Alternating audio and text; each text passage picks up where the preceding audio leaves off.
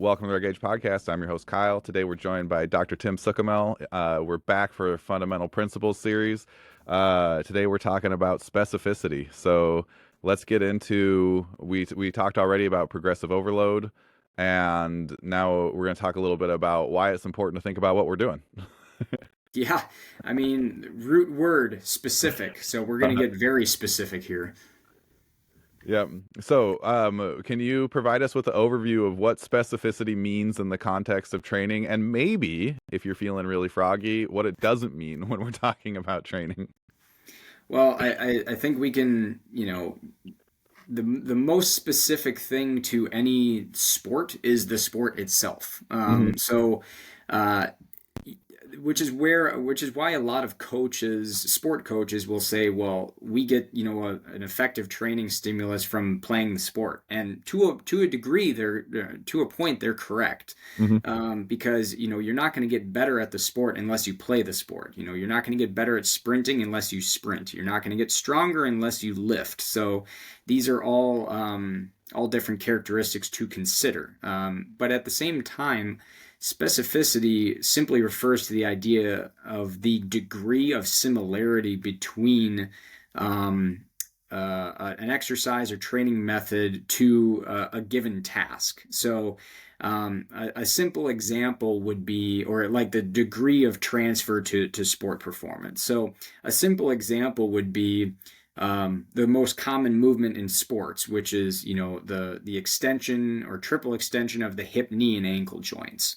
So every time that we jump, sprint, change direction, there's usually going to be some component of the rapid extension of the hip, knee, and ankle joints. Whether it's full extension, that's a whole nother thing that you could get into arguments about. But it is more the intent to extend those joints within a specific range of motion. So within that, there's a lot of different training methods that individuals can use to train triple extension. So are you squatting? Are you deadlifting? Are you doing weightlifting movements and their derivatives? Are you doing ballistic movements like jump squats or hex bar jumps, medicine ball throws, kettlebell swings? Like, there are all these different methods. So they all provide a training stimulus. But something to think, and what we're referring to right now is what we would consider mechanical specificity. So basically the kinetic and kinematic characteristics of exercises and how they transfer to performances. But something that should certainly be touched on is this concept that was introduced in the early 90s by Yuri Verkhoshansky, termed dynamic correspondence. So dynamic correspondence has a number of pieces to it, so bear with me, but it refers to the idea of the amplitude and direction of the movements and how they're performed. So referring to what direction is force actually being produced. So an example of this would be an acceleration in sprinting. There's In order to propel yourself down the track or whatever surface that you're running on, you need to be able to produce horizontal force. However, if we don't produce vertical force, we fall on our face. So there's pieces of that we have to consider when it comes to dynamic correspondence. But within this, there's going to be a certain magnitude of vertical and horizontal force in this example, that as we become more upright in running, there's less horizontal force. There still is some, obviously, because if we only produce vertical force, we'd be running up and down, right? Or just basically skipping. But eventually there has to be some sort of modification within a training stimulus to target that specific adaptation. Within that, the second piece of dynamic correspondence is accentuated regions of force production, and that has to do some with the range of motion that the individual is performing through. So if we think about angles, again, if we use our acceleration example, if someone's in something like a 3-point stance, what you're going to find is angles of the knees are going to be similar to, or roughly around 90 degrees for one of them, and about maybe 120 or so degrees, maybe a little bit more extended than that, um, with the other knee. So within that, it would make sense to be able to train through, a minimum of 90 degrees, obviously, when it comes to that, but having the intent to accelerate all the way through there and push kind of targets that accentuated region of force production. And then every single step, our angles are obviously going to change.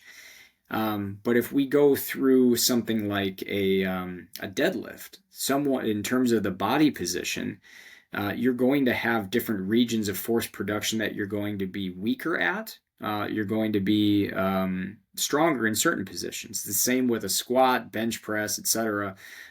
So this also comes down to the idea of leverage. So how, taller individuals may be at a greater disadvantage than shorter individuals, which is why I like to squat and taller people may not necessarily like to squat. So there's that piece. But then within that, there's also the dynamics of effort. So effort can obviously refer to the range of motion that someone's performing through, but at the same exact time, where is it going to be more challenging? Where are we at a mechanical advantage versus disadvantage? But also, are we actually producing our maximal effort? Are we ballistic in nature when it comes to the actual movement itself? Is it going to be maximal effort and kind of the intensity of that effort?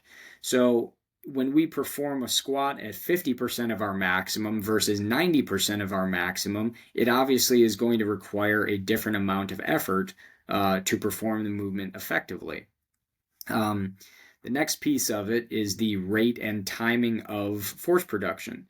So, this is the rate of force development, but it also, again, comes back to kind of those regions of force. What is the intent of the movement?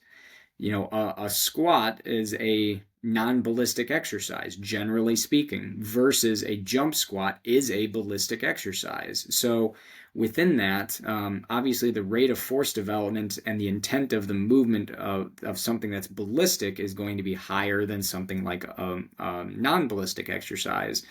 But also within that, the load that we're using is going to be significantly different. So you can kind of see the individual nuances of exercises. But the last piece of it is the muscular work or the arrangement of muscular work that's going to be performed. So what muscle groups are involved? What is the timing of those of the force production within each muscle group?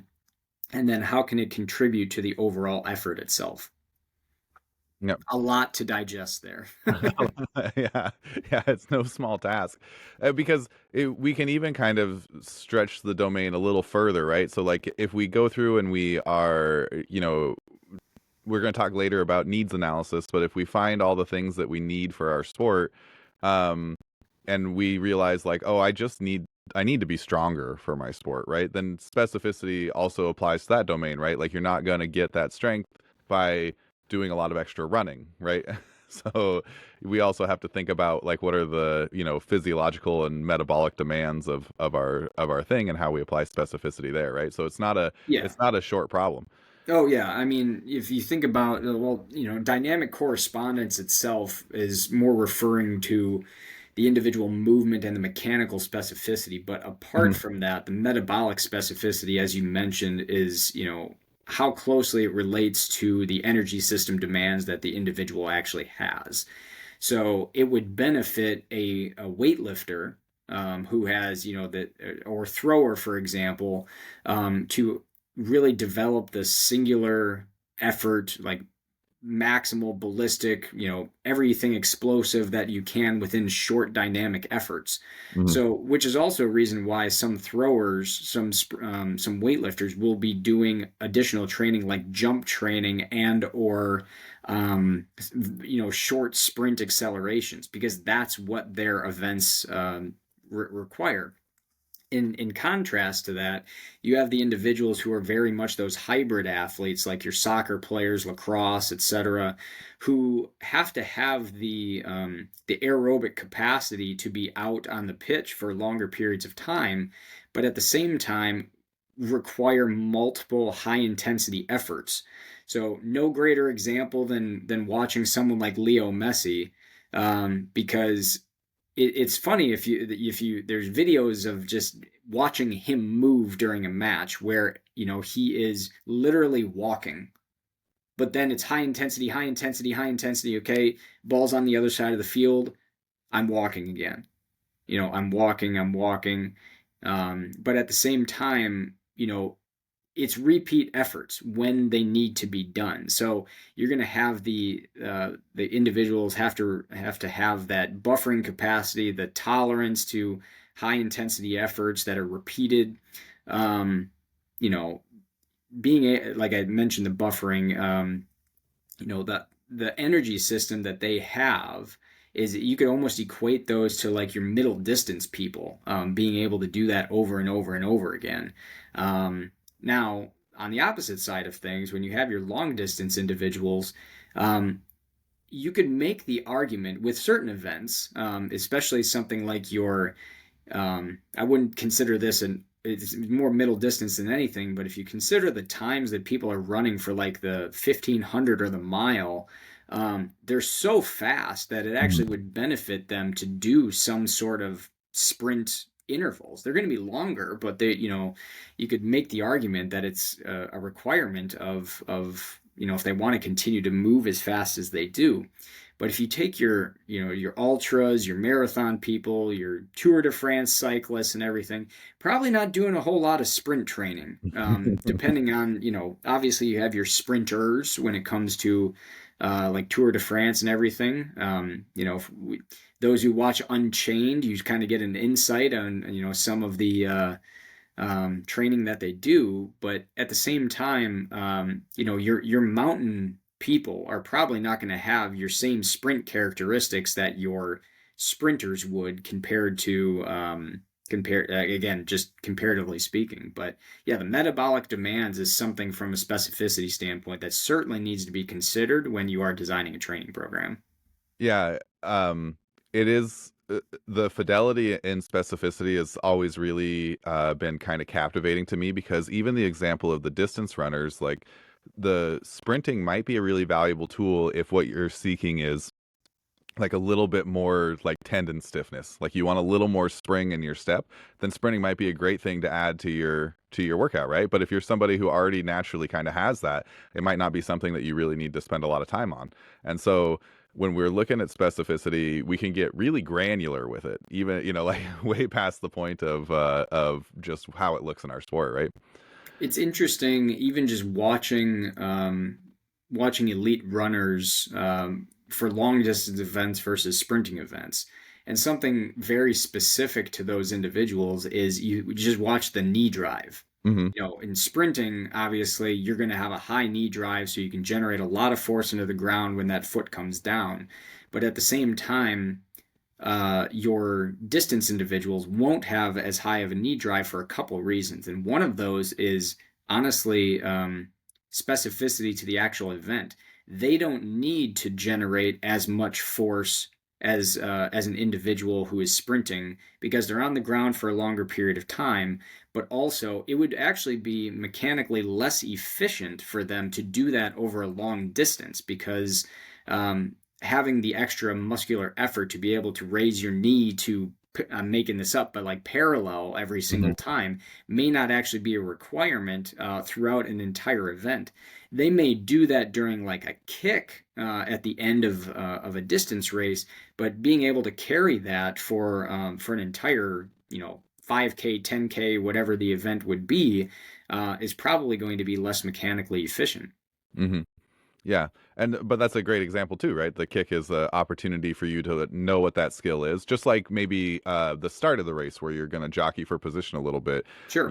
You may not need to run real fast to get into the position you want, but if you do need to run real fast to get in the position you want, it's really nice to have that in your pocket. Yeah.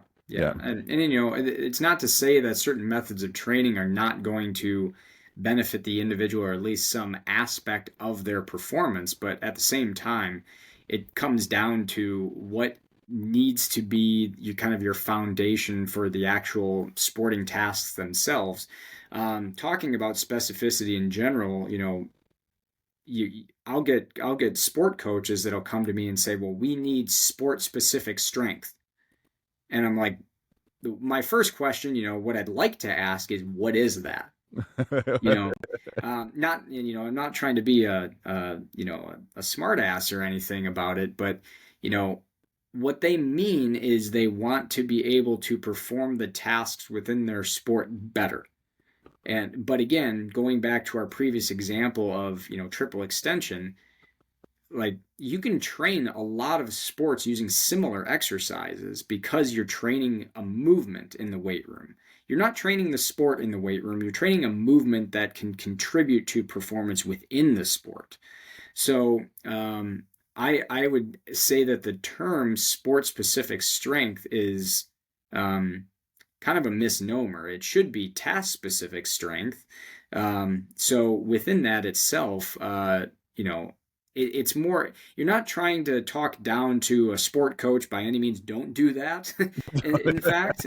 But you want to meet them where they are so that you're on the same page. Because I think most instances, the strength and conditioning coaches and the sport coaches have similar things in mind in terms of what needs to be improved.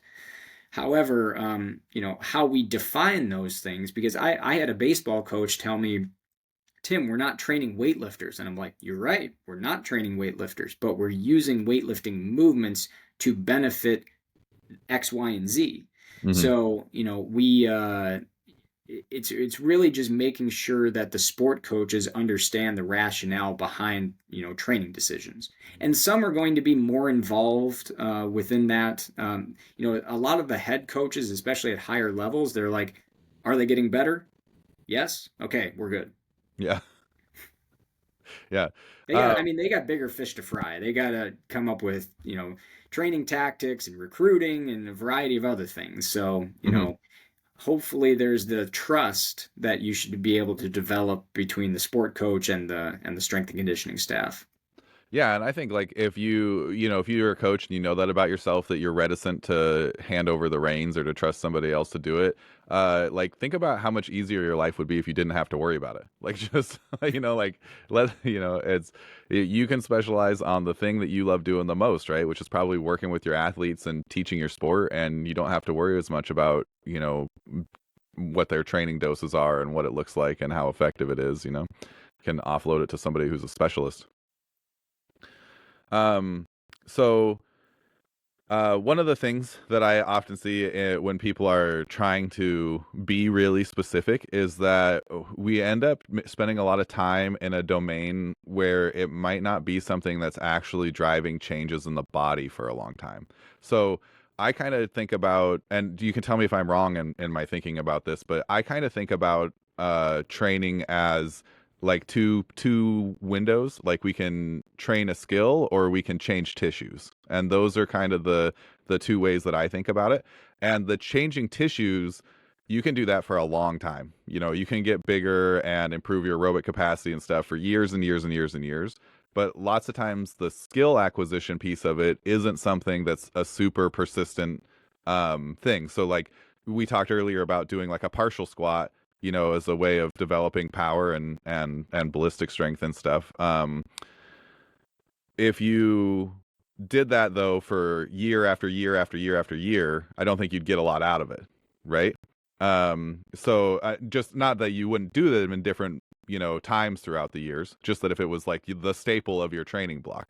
So can we talk a little bit about like when we're looking at specificity, how much can we actually like overload a really similar movement versus work on general characteristics for our sport? I mean, and I know we're going to talk about variation as part of that, but I do think that's a big piece of specificity. If we're just going to stick with our example of our triple extension movement. If we're focused really on the tissue side of things, we're going to have to move through a larger range of motion to be able to stimulate the muscle involved throughout all actions, and eccentric, isometric, concentric, in order to receive the greatest adaptations that we would get. There's plenty of research to suggest that larger range of motion exercises are going to create a larger stress on the actual muscle itself. But with that being said, as you mentioned, partial range of motion movements can certainly develop other tissue type characteristics to an extent. Hmm. Because if we're talking about specific stiffness characteristics, now just to clarify for listeners, stiffness is referring to the idea of the ability to transfer forces that are produced within the muscle ultimately through the tendon to the bone itself to help us move. So muscle stiffness and or joint stiffness is referring to also reducing kind of the extra lag within the range of motion that we have. So joint stiffness for something like the ankle in sprinting is really important, so that we can transmit those forces that are created into the ground to help us move. So there are some unique characteristics within that. So Hmm. short ranges of motion, such as partial squats, can certainly benefit tissue stiffness characteristics given the loads that we can move within that short range of motion. However, um, if we're talking about developing muscle hypertrophy, we need to be able to accomplish more work. And more work requires larger ranges of motion and different lengths of the actual muscle itself to be able to get those adaptations. It's not to say that we wouldn't, for some individuals, be able to develop some, um, I'll call it task specific hypertrophy, because that is a thing. If you think about the differences between a track a track cyclist, sprinter, versus a running sprinter, you'll see different types of hypertrophy in their legs. A running sprinter is going to have hypertrophy greater in the proximal aspect of their quadriceps, hamstrings, etc., versus a track cyclist is going to have more distal hypertrophy. And you can go search images on the internet. It's pretty obvious. If you see track sprinters, what do you generally see? You're usually going to see large hamstrings, large quads, and usually glutes as well. And part of that has to do with the range of motion that they go through, and the fact that they have a lot more hip flexion compared to a track cyclist. Um, Despite the body position that their torso and everything is going to be in. Versus track cyclists are going to really emphasize that push at the end of that range of motion. And so you get a lot of, you see the VMO is basically hanging over the kneecaps at that point. Whereas you may not necessarily see that with your track and field sprinters. But anyway, yeah, the range of motion is going to make a difference when it comes to the actual tissue adaptations that they're going to get.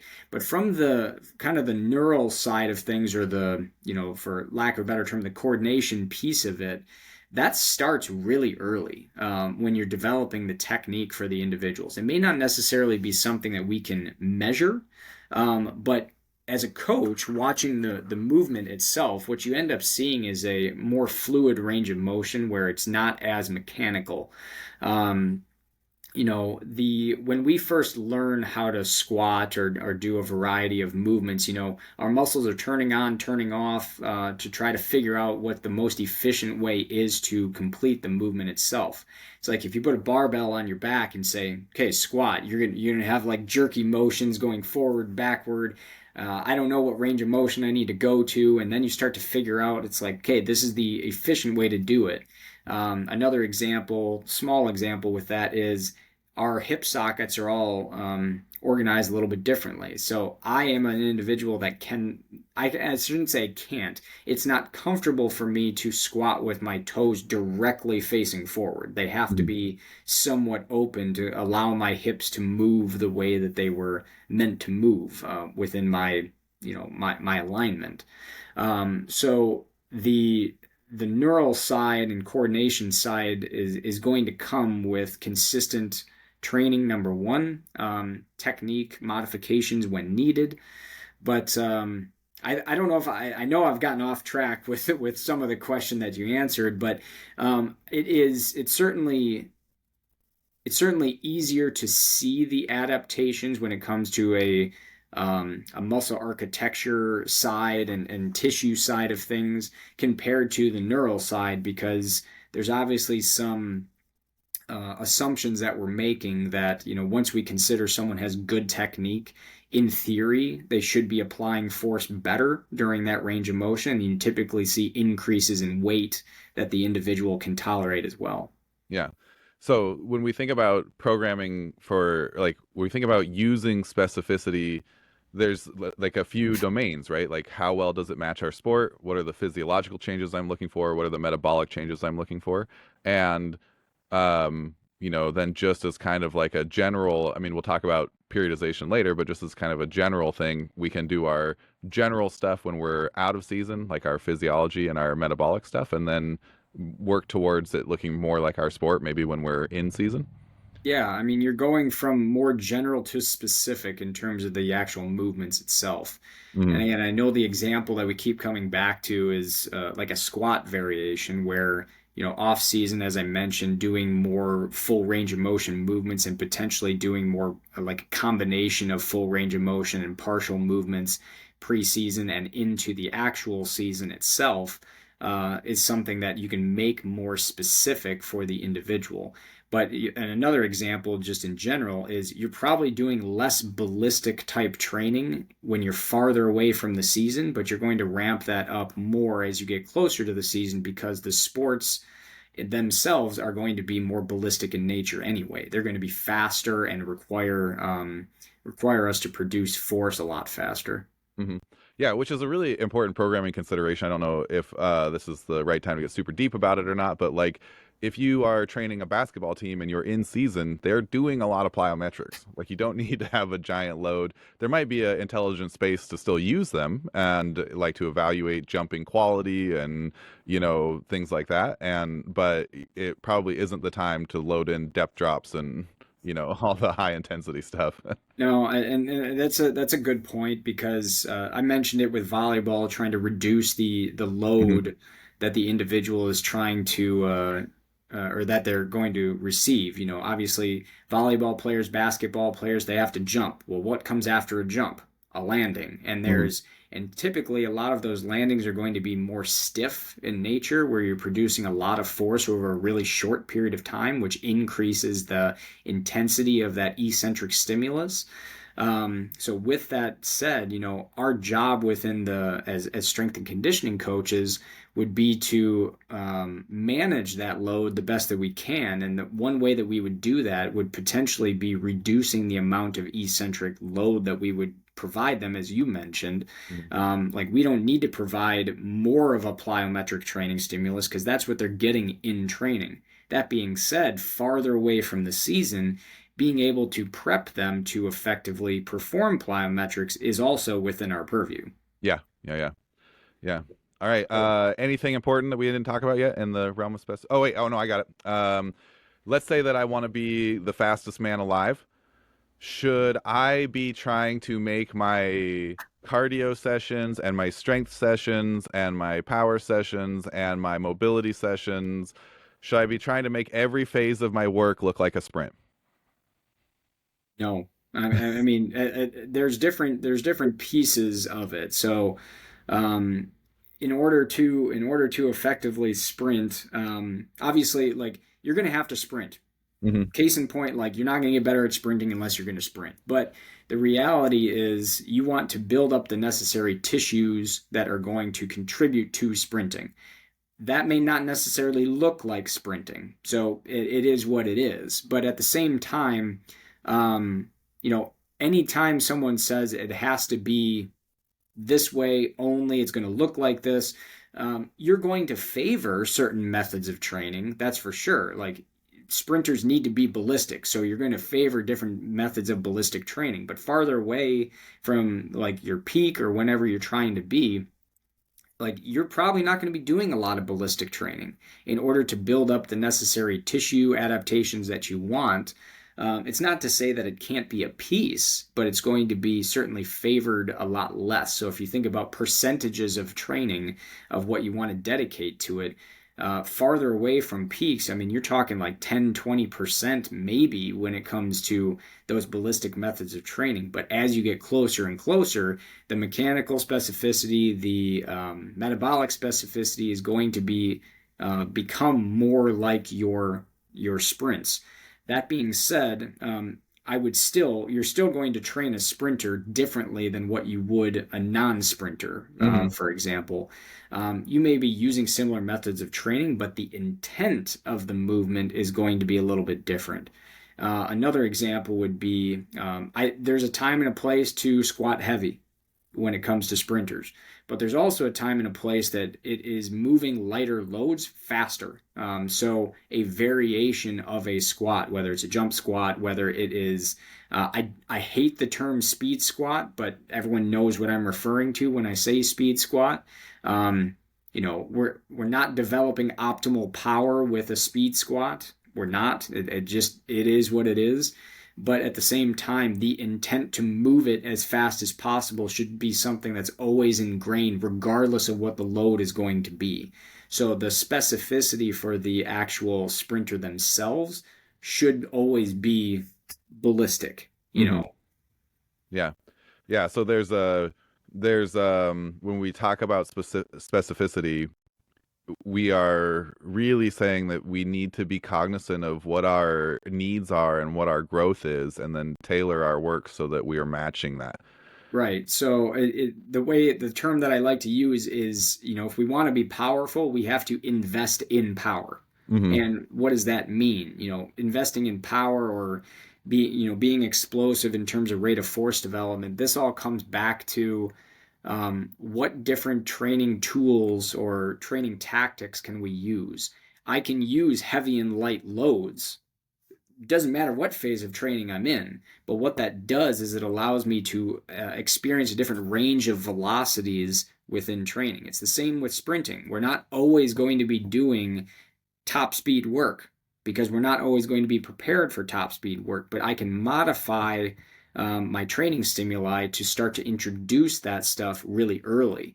But then what you do is once you introduce it really early, then you can build upon that and start to add in different things to emphasize the different velocities. So, if you think about the speeds that an individual would experience in a strength endurance phase versus a speed strength phase, and everything in between, there's going to be a large spectrum that the lifter or the sprinter in this case would be experiencing. At the same time, being able to experience sprint training workouts, working on acceleration, working on the transition phase and the actual top speed when they get to it is going to expose them to different velocities and ballistic tools throughout.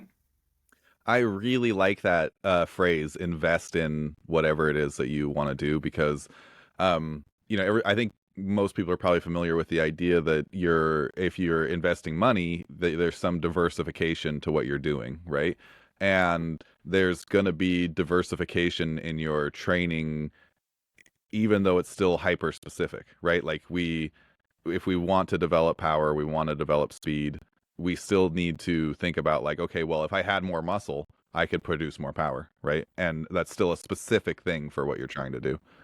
Yeah, and to be honest, that I hate to be this person, but more muscle is not always going to benefit power output. Uh-huh. You That's know, true.